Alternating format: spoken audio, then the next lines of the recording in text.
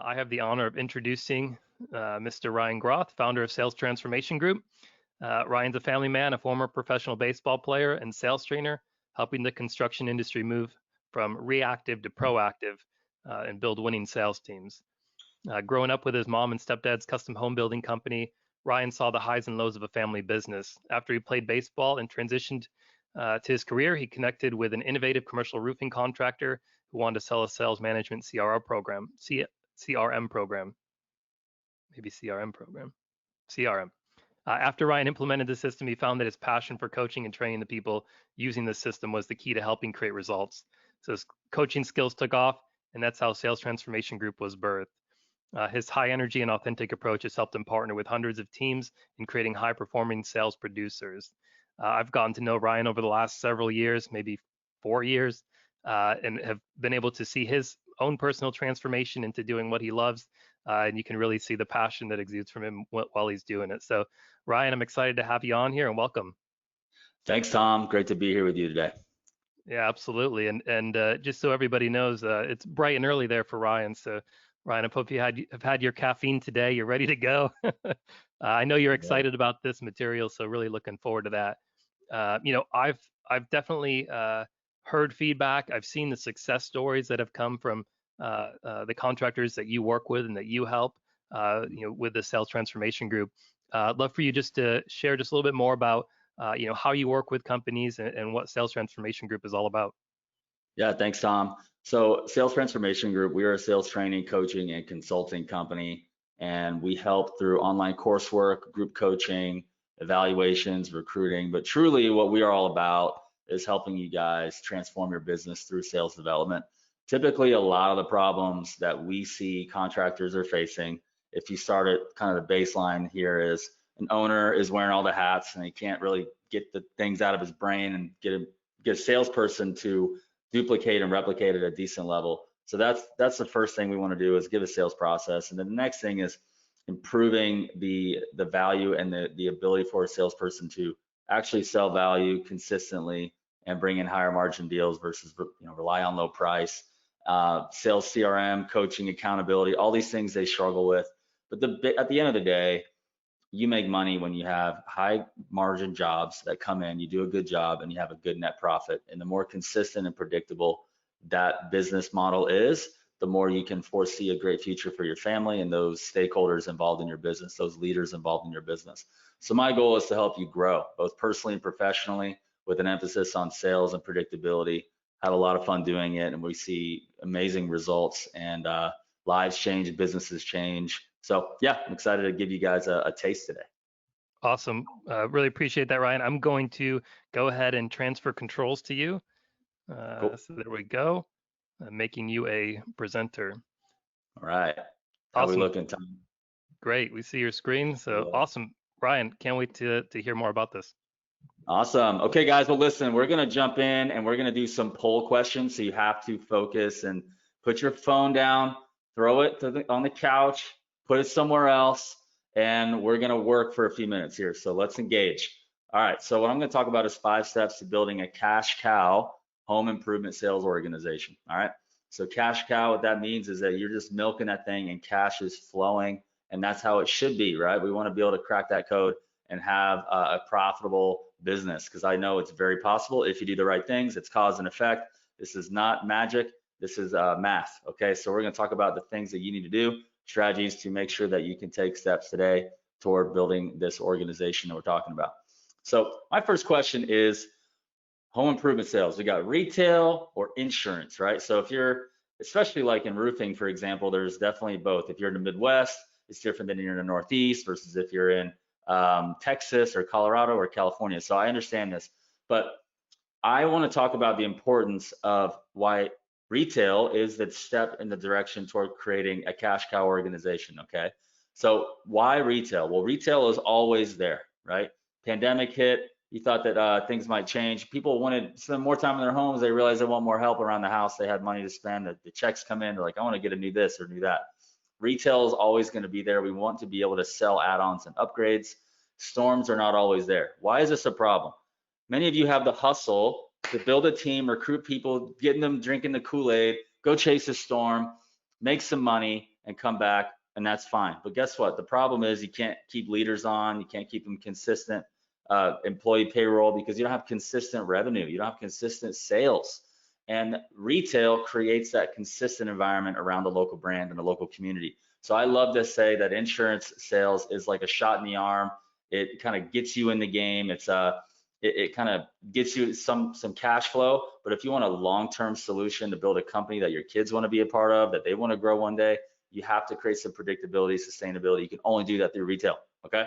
So talking about that, again, careers, local brands, all these create opportunities for the long term. And I'm just going to help ensure that your sales process, your sales strategy, and your sales focus is supporting the retail side so that you can do it well. All right. Also, local brands are models for expanding, right? Hey, I can go to New Orleans or Lake Charles after the event this year. I can go make a bunch of money. But what if we had a strategy to remain there if we wanted to and have a local team and grow a local branch? Okay. The only way you can do that for it to make any money, you actually have the balance sheet that's getting healthier and see if you have a retail strategy. So I think we have a question, a poll question. If you want to just get that out there, the poll is open. Tom, what's the poll? Would you mind reading that off for me? Yeah, absolutely. Sorry. Ballpark, what percentage of your business is retail or non-insurance work? Yes, sir. And the choices here are less than 25%. I want way more, 25 to 75%, or 75% plus. We are ready to grow and want more. Mm-hmm. Love to hear what those answers are. They're sounding like here. Yeah, it looks like getting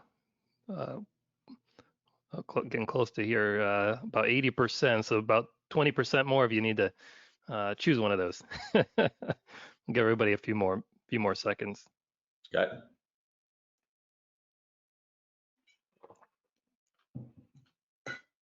Over 80% have voted.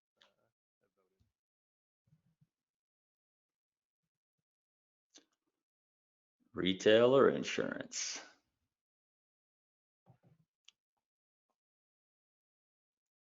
All right.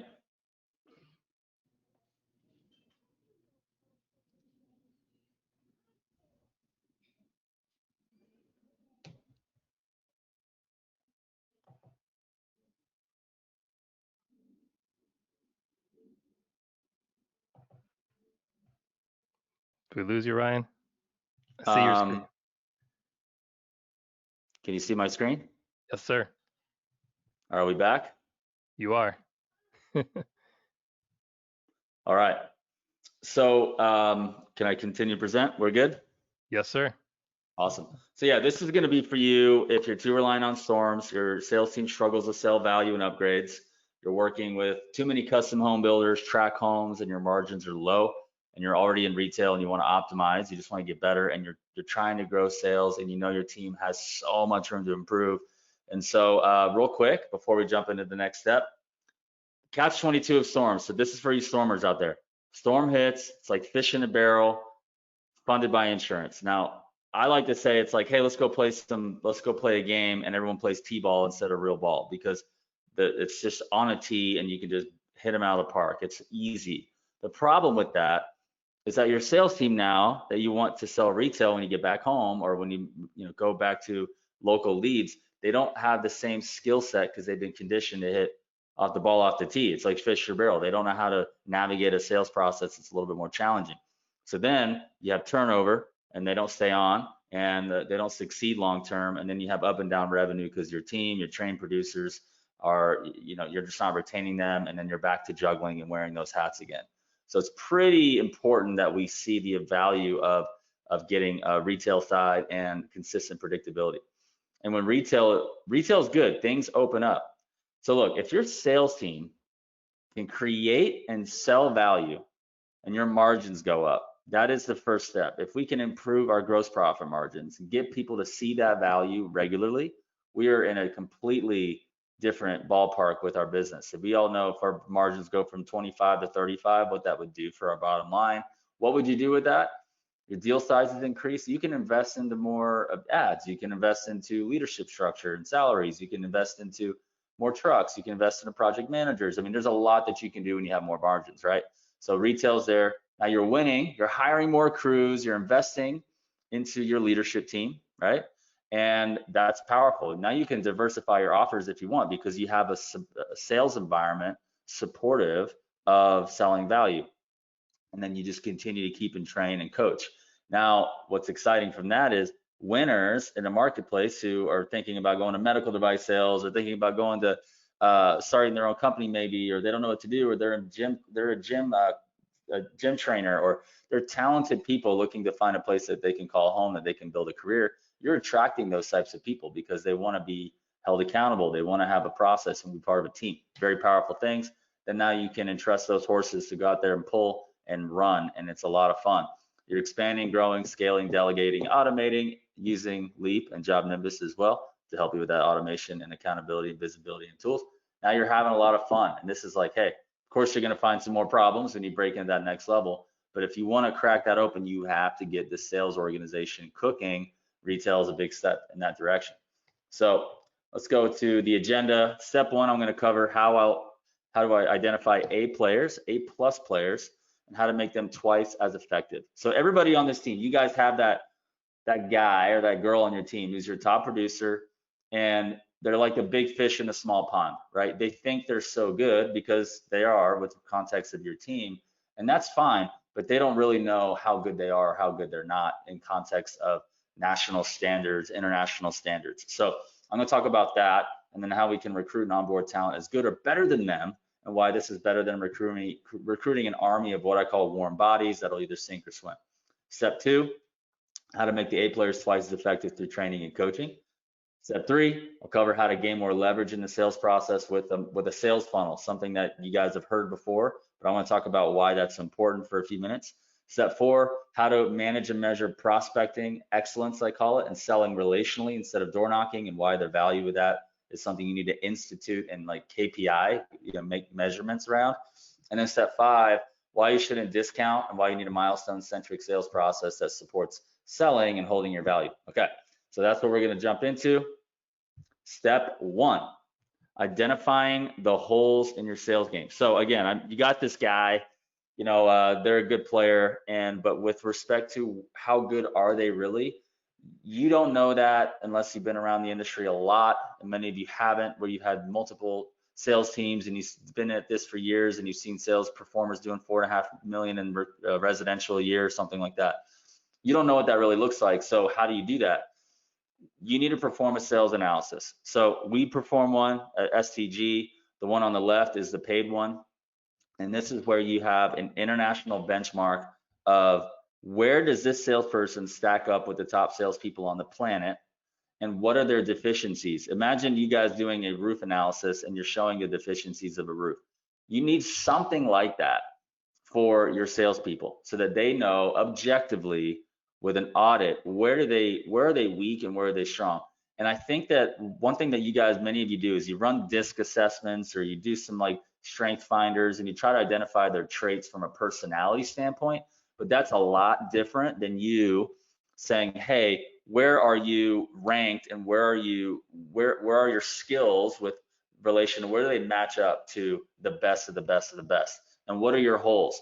Because I can tell you right now, if you want to grow a high-performing sales organization and you don't have a way to challenge your top performers to get better, and they think that they're the bee's knees on your team and they're actually not, the problem is you don't know if they're that good or not. They think they're good, and then everybody else is going up to that standard. It's kind of like when I played baseball, right? I played in South Florida. South Florida is like the most competitive baseball environment in the country, along with Texas and Southern California. Okay, so you have these kind of pockets.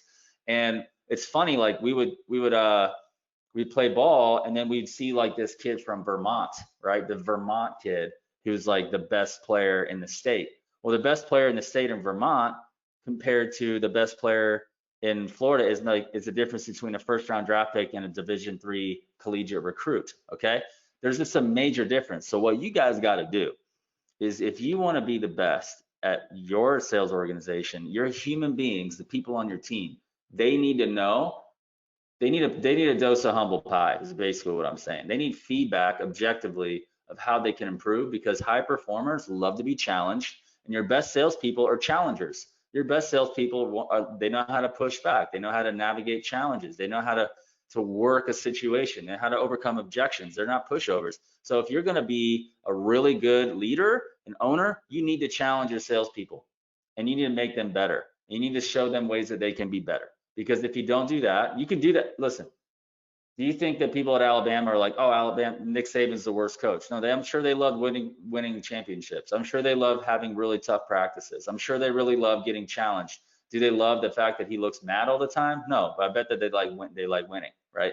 So my point is, if you guys want to be really good, you need to identify the holes in your sales game and be open to feedback, and stop worrying about how it's going to make people feel. Because I can promise you, if you don't challenge your best salespeople, they're going to find a place that they're going to feel challenged and they can make more money and grow. So that the one on the left, this is what our paid one. We have a free one on the right. If anyone's really interested, I can give you the free one. It's subjective, where the one on the left is completely objective. It's a 45-minute questionnaire.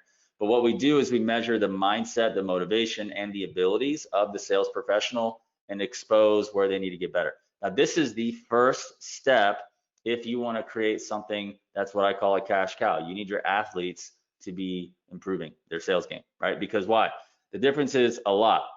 Deal sizes, margins, and sales cycles and close rates. Think about it. If your close rate went from 20 to 35, game changer. Then your margins go from 25 to 35, game changer. If your sales cycle went from either one call close or never close to an average of, let's say, 5 days because you followed up and you asked better questions, you got better decisions, game changer, right? All this is a huge difference. And then if you want to break into the higher level of your market, which is going to require a different level of skill, which is relational, which is what I'm talking about, you can't just break into these big neighborhoods. You think someone's just going to hire anybody? No, they're going to hire, hey, the Dr. John, what did Dr. John hire? Who did they use for their roof? That was a $300,000, $100,000 project, right? Or whatever you want to call it. It doesn't matter what your trade is. You have to have the skills, and you have to have some of these variables addressed to break into that next level, which changes everything. So that's step number one. And then step number two is sales training and coaching. So I know Tom's going to interrupt me for a poll shortly, so I'll be ready for that. But I'm going to dive into step number two. So now that you have an evaluation, you're objectively getting feedback on where your team needs to get better. Yeah, there's a little dose of humble pie, sure, shakes things up a bit, but now where do we go from here? Well, we need to train and coach. It's kind of like you get an audit from a personal trainer, and he shows you your body fat percentage, and he shows you your blood pressure, and you're like, wow, I need to be here. And then he just leaves you and he says, oh, I'm done, I'm good. No, you're going to say, what do I do to fix it? How do I get healthy? How do I get better? So that's where training and coaching comes in. So I'm really curious when we do the poll, how much training and coaching you guys are already doing. If you've done a little bit, done a webinar, done a seminar, done a YouTube video, done a book, done an actual course, done some live training, is it part of your current culture? I want to know about that. But my question is, you're probably asking, how long should we sales train and coach? How much should we sales train and coach? Why? What about the old dogs? So first off, I'll say to the old dogs, which I've seen many a customer of mine have that grandfathered in sales team, okay? I can assure you that they're gonna get uncomfortable when you start shaking things up and training and coaching, because they've conditioned themselves, and you've allowed them to condition to run poor routes, to to not really try that hard, not work out that much. Their capacity is low. So what ends up happening is they're gonna have some value that you're gonna extract from them, but the chances of them keeping up pace with the new amount of energy that you're bringing is not that likely. Okay, there is a chance they might, but the chances are they're gonna say, whoa, you guys are going to an entirely new level. Your intensity is higher. I don't know if I'm ready for that. And you know what? That's okay, because it might be tough. You're like, man, they're my producer. Well, they're your producer, but they're lead babies. They sit on their butt. They don't really prospect. They know roofing, or they know siding, and they know windows, they know doors, but they don't really try. They don't get better with sales. They don't challenge us. So the reality is that you can find somebody to learn some of those basic manufacturing details, right? That's not that hard. What you need is representation of people are wanting to grow and grow with you, and they're motivated and they're excited about your vision. So the old dogs, you can likely extract some good things. or they'll keep up, or they'll be out. They'll be piecing out on you, trying to find somebody that they don't have to work that hard for. Okay. So, Right, I'm gonna launch this poll for you. Let yeah. me launch that. So again, the poll says describe your sales training and coaching culture as it stands today. So not where you want to go or where you want to be, but what's it actually look like as of today? And so your choices here are it's pretty poor. Ride-alongs with me is about all they get. Next choice is we have gone to a seminar or two. We know we can do better. The third choice is we have worked with some outside help and see the value. And the fourth is we bring in outside coaches and processes on a regular basis. And I'll go ahead and give everyone a few more minutes, and I'll close this, and then I'll share it just so you can kind of get an idea of, what people's current processes and appetite for this is. I think that's important to know, sort of where you stand with everyone else. And I think people are being really honest here, Ryan. So far, and I certainly don't want to influence the vote, but we've got 0% that say we bring in outside coaches and processes on a regular basis. So I think the feedback you're getting here is really reflective of current process. What's kind of like, Tom, is it's kind of like you having your kids and you're playing sports and you're like, Johnny, I want you to hit like this, right? And they hit and they love it. They love working with you. But then you get this coach who played big league baseball, and your son's not really like listening to everything you're saying. But then the coach comes in and just says one or two things, three things, and then the son's like sold on it. They're like, man, Dad, thanks for bringing that in. Boom. And then they just grow, and then you're connected to it. And now you're influencing with a new level of authority on the level of skill and outside perspective that is taking your son's game to the next level.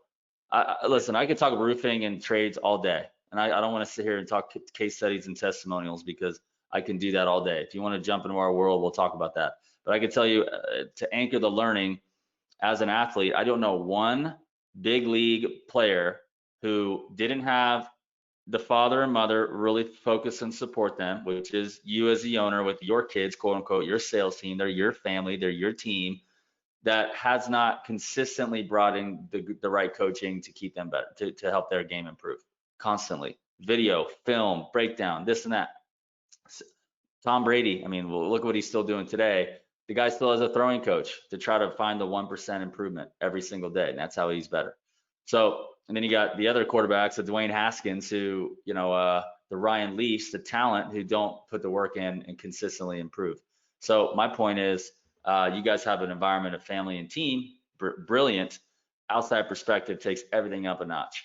And the ones that I work with the best, they like me, but they're not. They know the value of bringing a coach to solve a problem with their business, whether it's operations, whether it's accounting, whether it's marketing. Because when people get coaching, they feel invested. They're going to be more engaged and more supportive of your vision. They're going to fight for you. They're going to go to war with you every day. It's going to be fun because not everybody does that. Right? This is, it's contracting. No, listen, this is your life. This is your business, your legacy, your pocketbook, your team. Take full responsibility and be serious. You only live once. Let's do it right. Let's go all in. Let's be the best. Let's coach our people. And you need sometimes a shot in the arm. You need an environment of growth for that. And that changes everything. So, Tom, are we good? Yeah, absolutely. And just to recap, 23% said it's pretty poor. 23% said they've gone to a seminar or two, know they need to improve, and the remaining 54% said they've worked with some outside help here and there, and again, 0% said they bring in outside coaches and processes. Got it. Okay, thanks for sharing that. So what we got to do is you guys got to either work with someone like me or get really good at becoming or be the sales leader and go out there and try to be coached yourself. But my admonition would be get some people like me. There's other people like me in the space, but you need some outside coaching. It will change absolutely everything, and your team will be completely fired up about it. So thanks for being honest, y'all. If you're serious about growing in 2021, you need to be thinking long and hard about building that if you want a cash cow organization.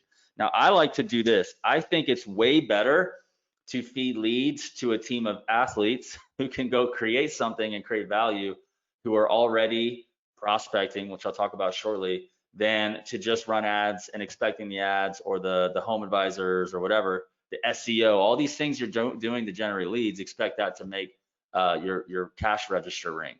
That's not how it works. So I would get your athletes in line so you could sell value and then have a ad funnel. So I'm just going to talk quickly about Facebook ads or whatever your funnel is outside of them calling the office, and the office receptionist says hello and they ask some questions and then they assign a lead.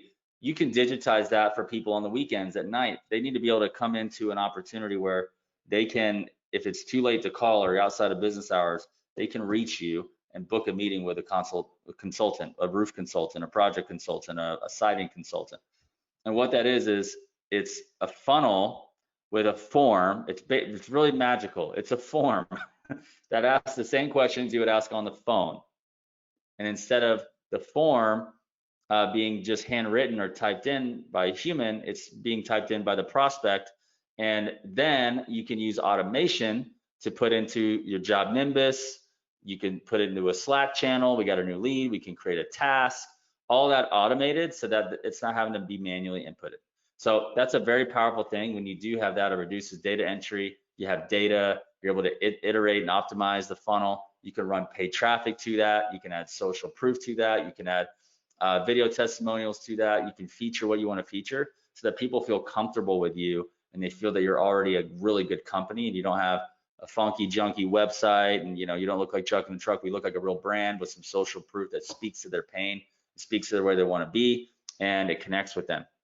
You have that. Now you have an opportunity that's more qualified, and they didn't have to wait, which I know if it's Friday night, 11 p.m., and they're finally ready to do something, they're not going to wait till Monday to call. They're probably already moved on for their weekend. So I'd rather know that they can talk to somebody at your company on Monday because already booked a meeting.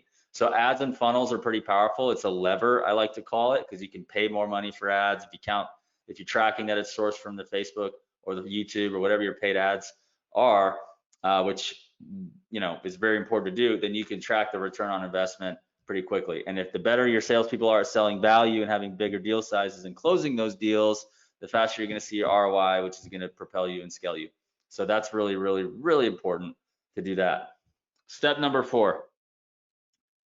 If you want to build a cash cow organization, you have to create a culture of relational prospecting excellence. What does that mean? Okay, 2 things.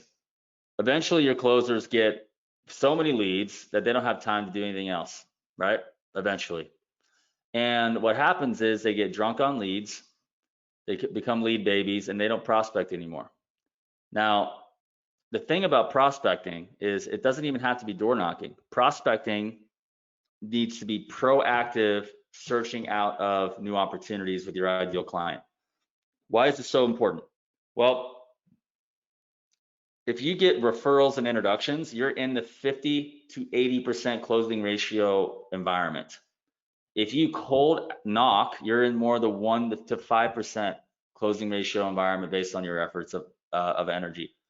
Inbound leads are going to be that 20 to 35% closing ratio. If you are relationally prospecting and asking and networking and getting referrals and introductions to from your ideal client to another ideal client, that ideal prospect is going to say, if so-and-so used me or so-and-so used this company, I feel more confident in that process. I don't have to shop around to feel the confidence that I'm getting the right help. Think about this. If you have your family, you're 40 miles away from town, you're coming back from vacation, and everyone's got to go pee and everyone's hungry. Like, Dad, pull over, please. I got to go. And then you see 2 restaurants. One is full, lights on, and the other one is not, right? It's empty. Our human psychology, because we're so lazy, says, I'm going to go to the full one because it's safe, the food's not going to be bad, and I know that we're going to get a decent experience. So the other one, no one's there. That's not good. So what relational prospecting and social proof does is it gives people confidence that you are somebody that other people have already worked with, which says they must have had a good experience, which means I don't need to risk having a bad one by going with somebody else. So think about this. 91% of prospects surveyed said they would give a referral if they were asked, but only 11% of salespeople actually ask.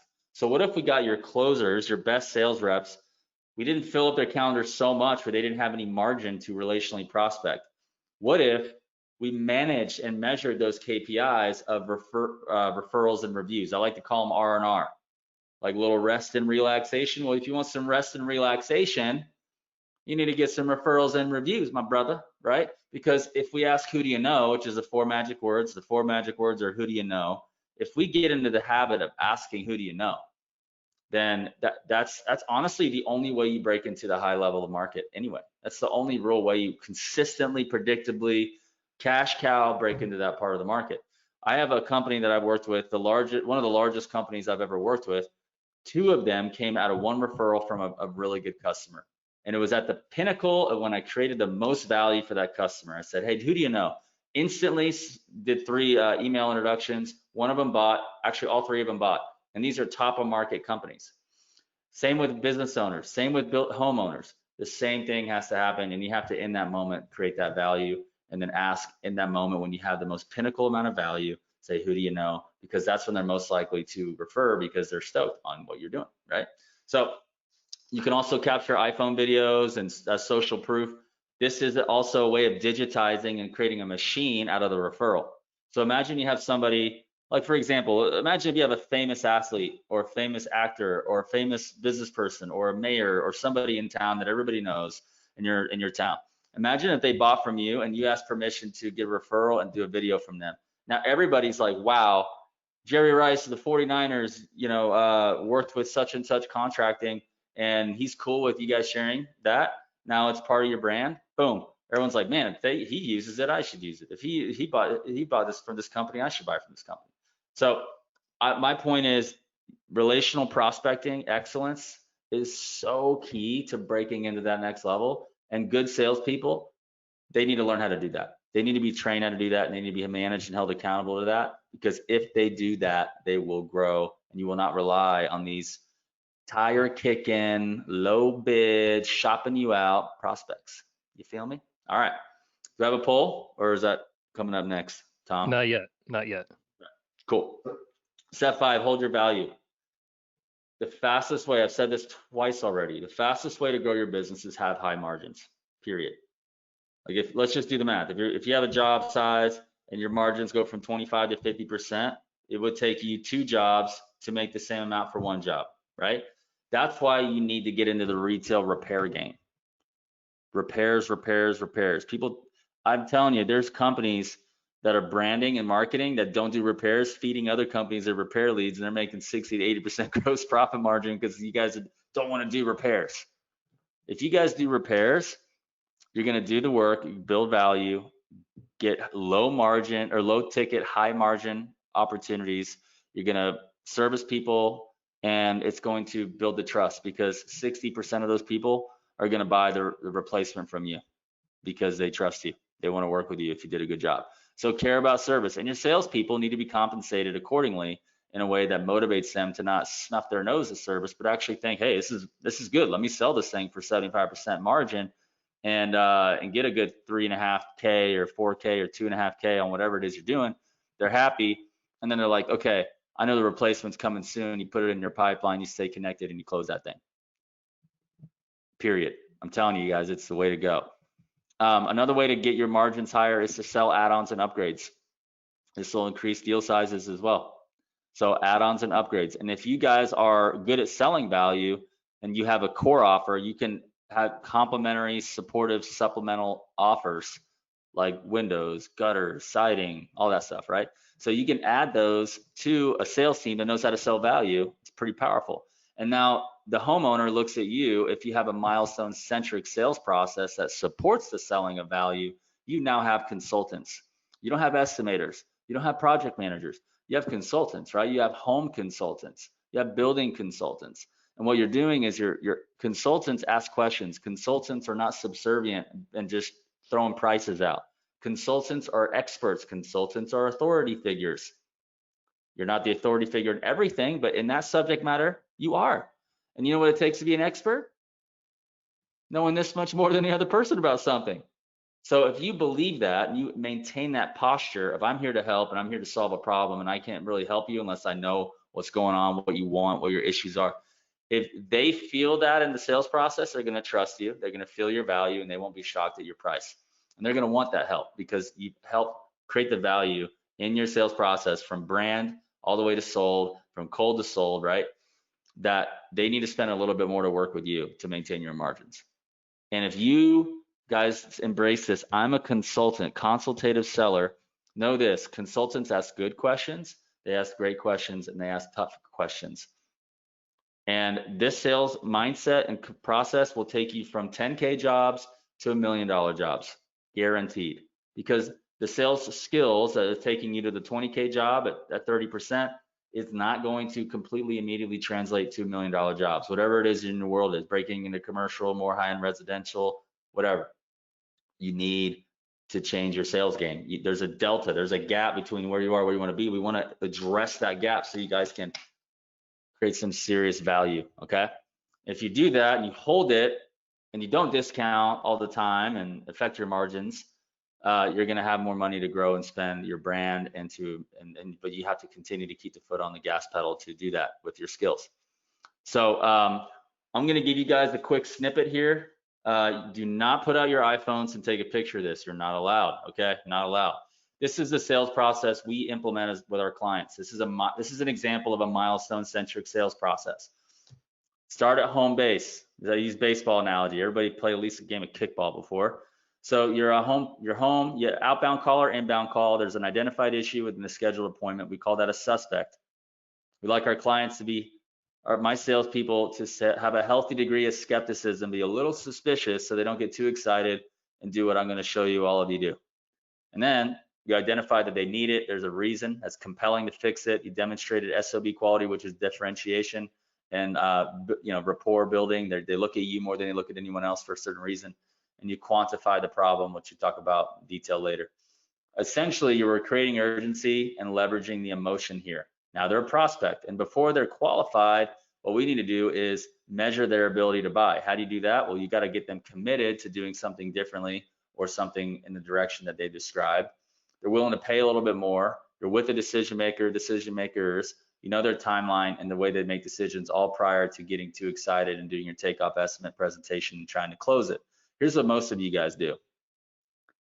You go from first to third. You skip the good stuff and you get too excited because they have a lead and you're like, oh, here's how I do it. I estimate and present. And then guess what happens? You get crickets, think it overs, which results in lower margins because you got to rely on price to get the deal. You discount it, or you have slow sales cycles and they take too long, or they don't make a decision at all. They go with somebody else. Get a lot of think it overs, and your deal sizes aren't high. But if you do the good stuff, which is what I'm talking about up here, which doesn't take very long, it just takes skill and a culture of practice to be able to get comfortable with this. Now people are basically waiting for you. They're like, how do I, what do I need to do from here to buy? They're pulling the contract out of your hand and trying to sign and get started. So that's something that we teach. This is an example of a milestone-centric sales process. We can script this all day, but guess what? When you're in the game, your instincts got to take over. What are your instincts? It's what you're given, God-given ability, and your habits that you've created. Where do habits come from? They come from practice, right? So that is what we're trying to accomplish here. Become who you're capable of. It takes a change. And you got to become an organization that coaches and trains against a milestone-centric sales process regularly. So you got a poll for us? I do, Ryan. Yeah, let me launch this. There we go. You should have it on your screen now. Poll question is, do you have a defined sales process and playbook? And so our choices here are, it's about as loose as a cannon in the Caribbean, like that option. Yes, of course, it's in my brain, sort of, but needs updating, or we do and want to make it better always. So we'll give everybody just a few moments to answer that. And again, I could talk about contracting all day, but I like to keep it different in these environments. Think about an athlete, right? Does the athlete? So here's my story. I played baseball, as I shared with you before. I played professionally, and I was not a hugely highly touted draft pick. I had to work really hard to get there. And I walked on to a D1 school, paid my way through, walked on to junior college, did really well, got a full scholarship, got drafted. decided not to go. This was getting recruited by Division 1 and 2 schools. I got Division 2 recruited. I looked at their facilities. I looked at their, you know what I was looking for? How many people made it to the big leagues from your program, right? How many people got drafted last year? Because I wanted to play pro. Well, I decided to go with the school that had 9 guys get drafted that year. And the year that I played, I was one of 9 guys that got drafted. So when you're around an environment where people are growing, you feel confident as a talented prospective person to go into an organization that's going to produce what I'm looking for. Now, let me tell you right now, what is your big leagues? What is your pro in your business? Well, it's to make 100 grand or more. It's so that they can buy a house, so that they can feel like they can have a career with you. They can grow with you. They can learn new skills with you. That's what people want. They want to know that. They don't want just a transition job.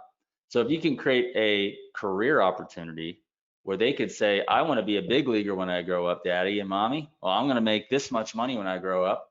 I'm going to crush it. I'm going to learn what I need to learn and be what I need to be and do what I need to do to go make sales and to grow and to create value, build relationships, be a reputable expert in my marketplace, have a business card, proudly put my logo on LinkedIn, put that thing out there, right?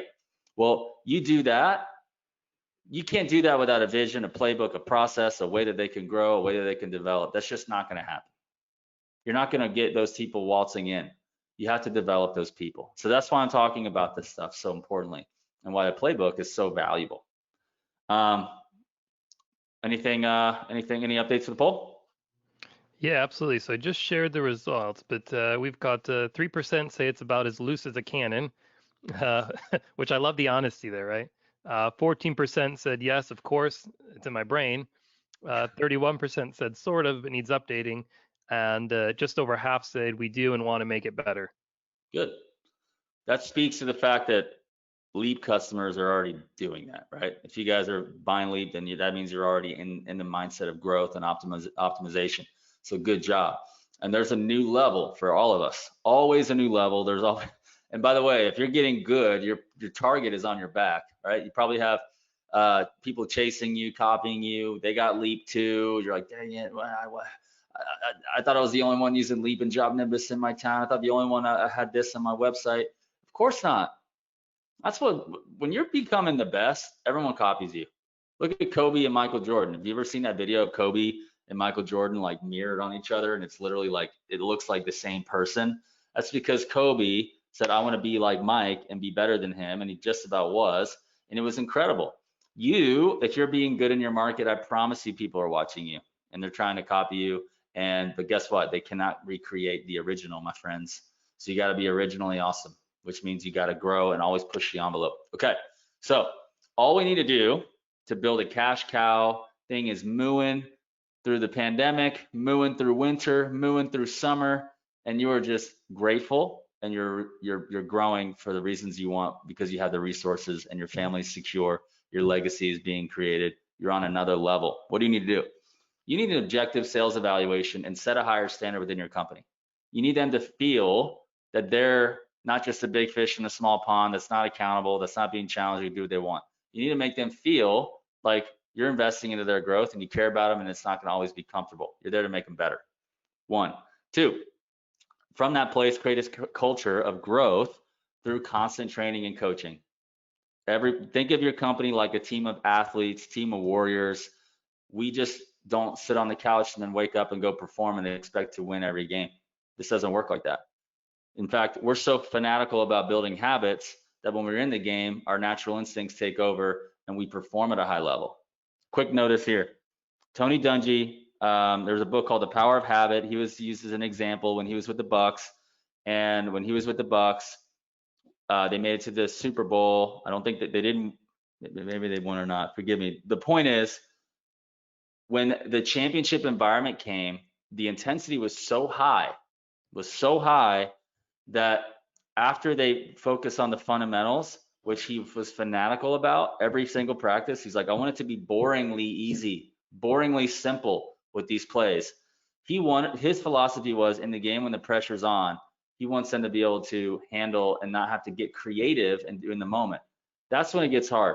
When we have a competitive environment and then all of a sudden you're like, oh, let me do something I've never done before and get creative because I don't trust what I'm already doing to work. That's why habits are so important. That's why standard sales processes and coaching and feedback loops are so important. Okay. Then I would pull the levers with with ads in a sales funnel. So be able to brand. You want to brand. Organically brand all you can locally and do some paid digital branding. That's going to work. And then optimize that campaign for submissions of leads, like applications to get a roof inspected or come out and take a look. That is going to help you a lot. Combine that with your humans in your team, your sales setters or whatever you want to call them. And then relational prospecting excellence. I could promise you that your top closers have the close the best customers. Those best customers have probably not been nurtured enough with referrals. We haven't given them enough value. Well, we didn't ask for the referral at the time in which we gave the most value, and we're not getting more and more like them. That's what we want. I'm telling you, I've seen salespeople, they're like, I don't even need leads. I have such a pipeline of centers of influences and such a pipeline of people in my local market who are all about what we're doing that they call me, and I just go out there and I ask the right questions and I close big deals. That's what we want. We want you guys to be killing big deals. And that takes relational prospecting in order to do that. And if they're so full of leads, get a couple more salespeople. Get more salespeople so that you can have the inbound leads being handled so that your sales closers have time to relationally prospect. They're drunk on leads and that's it. They're not going to keep staying hungry, and that's where the big jobs come from. And then lastly, sell high margin work, repairs, install a consultative approach, milestone centric sales process to support the selling of value. Because remember, the fastest way to grow your business is to have high margins, period. That is the fastest way. It gets your balance sheet healthy and strong. And that feels really good as an owner when you know you have enough money in the bank to make a mistake, right? Or to, if we have a bad month, you're not sweating too much. And then if we know how it is when we panic, the whole organization feels it, okay? We all handle it differently. So anyhow, that's what we need to do. And I think we have a poll question at the end. But if you want to get in touch with us, all you got, I'll throw this link in the chat. All you got to do is just fill out a quick 3-minute questionnaire and book a meeting with us. And then we'll help you see your close rate increase, your margins increase, your sales cycle shorten, and you will grow. So Tom, I'm going to grab that link and then you can take it from here, my friend. Absolutely. I'm going to, while you're doing that, I'm going to launch this poll. If you would like Ryan to take a look at your sales process, this is a quick and easy way to let him know. You can select yes there, or you'll reach out on your own, or no thanks. So we'll have you answer those real quickly. And as Ryan said, he'll post that link also in the chat so that you have it. Yeah, I'm not able to post to everyone, just to the panelists. So if you guys could reshare that, that'd be awesome. Absolutely. And what we'll do, Ryan, we'll include that in the follow-up that we send out, so everybody will have a chance to have that.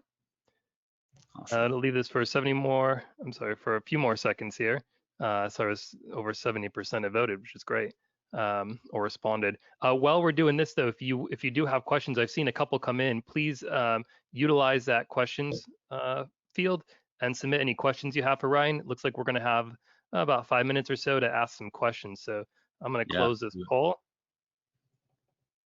There we go. And Ryan, I'm going to take back control here real quick of the presentation and show my screen. And let's see, let me close that out because you're not able to see it. So stop showing screen. And what we're going to do here, guys, is if you'd like to learn more about Leap, Ryan touched on some things briefly, but Leap customers have definitely found or definitely contractors that are looking to up their game, and they're doing so by offering that seamless and digital experience to the customers that they're asking for. So when I launch this poll here, let me find it on my screen. One of the things we're also doing is buying lunch for you. And so what we'll do is send you a gift card for lunch. And I'm going to go ahead and launch this poll. Let's see. And also, if you're interested in learning more about Job Nimbus, Ryan mentioned them. They're a great partner of ours. So let me launch this and give you a second to fill that out. And then here in a moment, I'm going to be giving away a pair of Apple AirPods, and we'll get to our questions. So let me pull this up. Free lunch is a great idea. I'm getting hungry for breakfast right now, actually. Right. Let's see. Cool. So I'm gonna close that poll. Let's see where we got. Close poll. And hopefully you have all have been putting in questions into the field here. So Ryan, while I'm before I announce the winner of the Apple AirPods, I'll throw a question to you that we got from Jim early on, and he said in Okay. Colorado we go after retail, or if we go after retail, everyone gets 3 bids. How do you increase your margins when it's all about the numbers? Well, it's not all about the numbers. So I'll tell you first off, they're getting 3 bids, but it's truly not just about the number. And you find that out by asking what they care about and what would be the reason in which they make a decision. So I think first off, we want to address your limiting belief that people buy just based on price. People don't.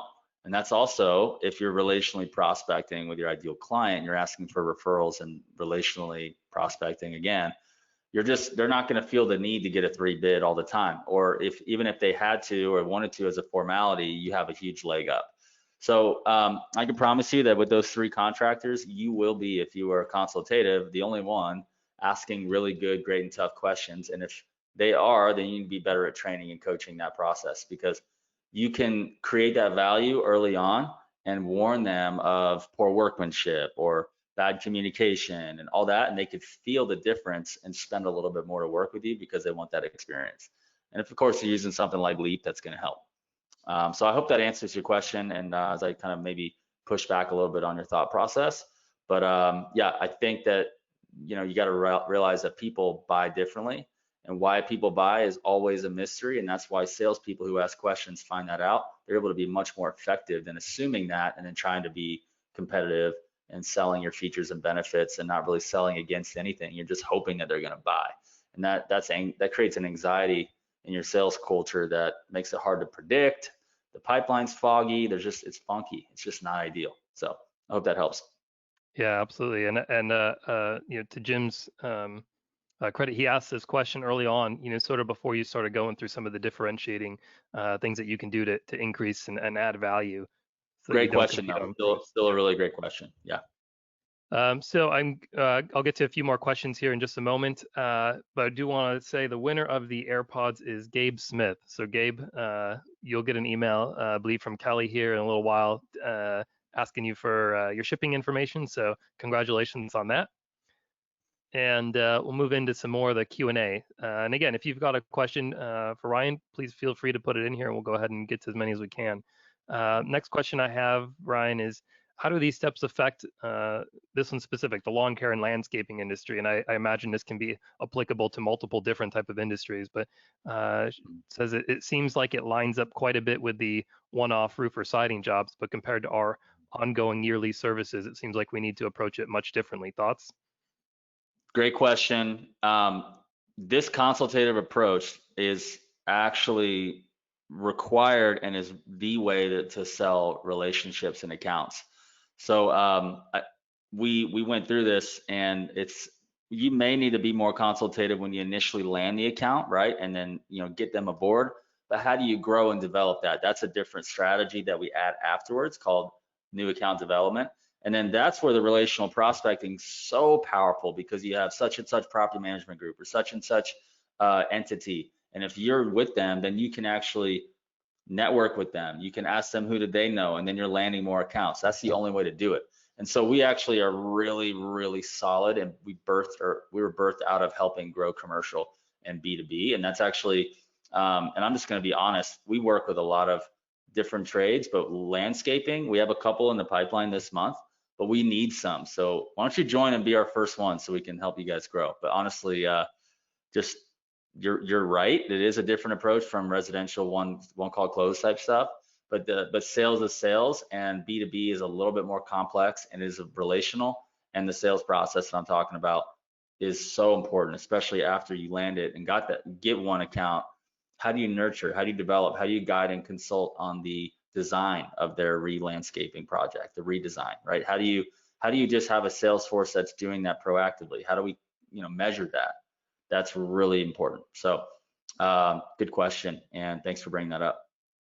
Awesome. And then Ryan, once they're working with you, you're of course going to ask who they know, right? That you can that you can also work with. Yep. Uh, cool. Well, hey, yeah, we're right up against 2 o'clock, so I want to be respectful of everybody's time. 2 p.m. Eastern, I should say. For Ryan, it's breakfast time, but for everybody else, really appreciate it. Thank you for joining us. I've put up contact information for both Leap and Job Nimbus.